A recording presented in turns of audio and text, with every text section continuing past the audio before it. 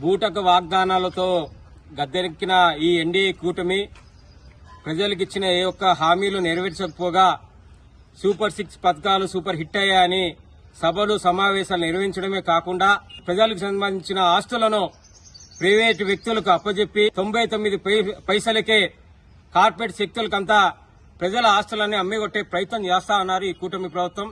అదేవిధంగా పీపీపీ విధానాన్ని తీసుకుని వచ్చి మెడికల్ కాలేజీ ప్రైవేటు శక్తులకు అమ్మే ప్రయత్నం ఈరోజు చేస్తా ఉన్నారు. దానికి నిరసనగా అఖిల భారత యువజన సమైక్య ఆధ్వర్యంలో 26 జిల్లాల్లో కూడా భోగి మంటల్లో పీపీపీ జీవోని ఎన్నికల మేనిఫెస్టోని దగ్ధం చేయడం జరుగుతోంది. ముఖ్యంగా ఈ రాష్ట్ర ప్రభుత్వం విగ్రహాలు కట్టడానికి డబ్బులు ఉన్నాయి కానీ మెడికల్ కళాశాలలు కట్టడానికి, ఈ రాష్ట్రంలో ఉండే నిరుద్యోగులకు ఉద్యోగాలు ఇవ్వడానికి, నిరుద్యోగ వృత్తి ఇవ్వడానికి డబ్బులు లేవంటున్నారు.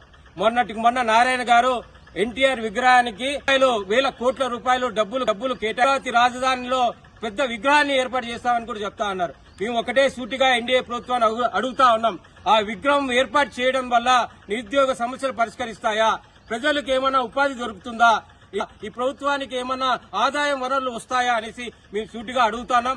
అదే డబ్బులతో 6 మెడికల్ కాలేజీలు కట్టొచ్చు. అలాగే 20 లక్షల మందికి 3 ఏళ్ల పాటు నిరుద్యోగ వృత్తి ఇవ్వచ్చు.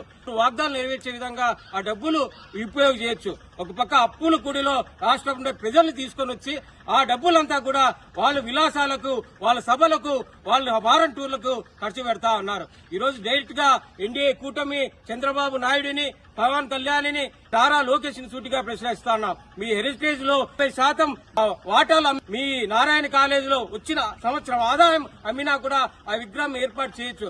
మీ సంపాదన దాదాపు 5 ఏళ్ల పాటు మీ ఎమ్మెల్యేలకు, ఎంపీలకు ఇచ్చే సంపాదన మొత్తం కూడా వాడుకొని కూడా మీరు విగ్రహాలు కొట్టండి, ప్రాబ్లం లేదు. అది కాకుండా ప్రజల సొమ్ముని మీరు ఈరోజు విగ్రహాలు కట్టడానికి, వేరే వ్యక్తులకు ఆస్తులు అమ్మడానికి పెడితే మాత్రం అఖిల భారత యువజన సమైక్యగా, ఆంధ్రప్రదేశ్ ప్రజలుగా, ఉద్యోగులుగా ఊరికుండే ప్రసక్తే లేదు. మీ తక్షణమే ఇలాంటి చర్యలు మానుకోవాలనేసి సందర్భంగా హెచ్చరిస్తూ తక్షణమే ప్రభుత్వ శాఖల్లో ఉండే ఖాళీలను భర్తీ చేయాలి. అలాగే పీపీపీ విధానాన్ని రద్దు చేస్తూ మెడికల్ కళాశాలను ప్రభుత్వం కట్టాలి, వాళ్ళే రన్ చేయాలనేసి ఈ సందర్భంగా తెలియజేస్తున్నాం. లేకుంటే జనవరి 30వ తేదీన మా హక్కుల సాధనకే చలో విజయవాడకు పిలుపునియడం జరిగింది. కాబట్టి ఇప్పటికే ప్రభుత్వానికి హెచ్చరిక జారీ చేశాం. ఇప్పుడు కూడా మరొక పీపీ విధానాన్ని వెంటనే రద్దు చేయాలి. పీపీ విధానాన్ని వెంటనే రద్దు చేయాలి. ఇదేమి రాజ్యం, ఇదేమి రాజ్యం, దొంగల రాజ్యం, దోపిడీ రాజ్యం. ఇదేమి రాజ్యం, ఇదేమి రాజ్యం, దొంగల రాజ్యం, దోపిడీ రాజ్యం. ఆటగాని ఎన్డీఏ కూటమి ప్రభుత్వం, ఆటగాని ఎన్డీఏ కూటమి ప్రభుత్వం.